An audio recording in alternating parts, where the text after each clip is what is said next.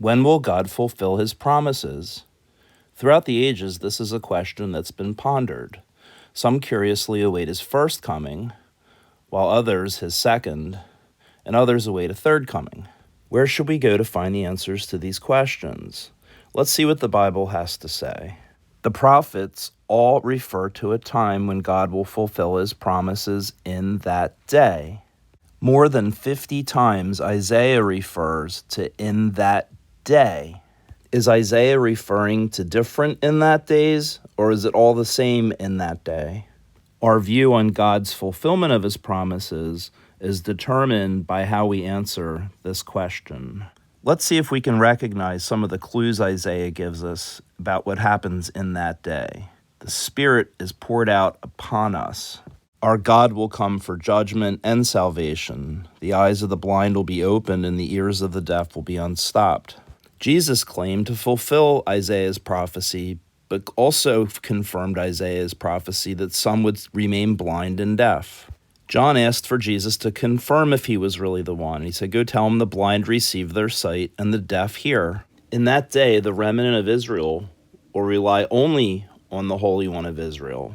Do you believe that you're the remnant of Israel when Paul informs that they were the remnant of Israel in his time?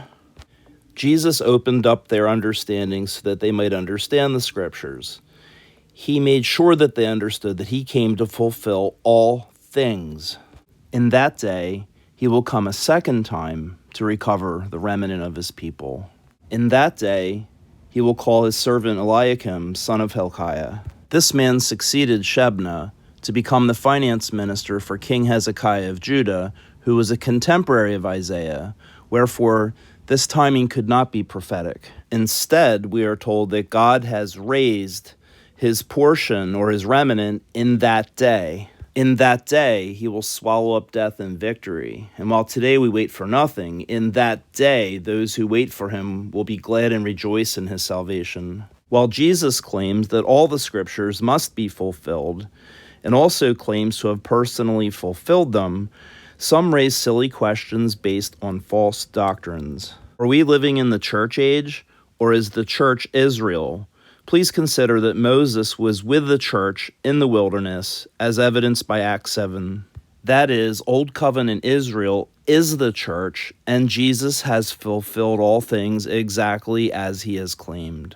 The clear teachings of Jesus leave no room for any question that he has fulfilled all things.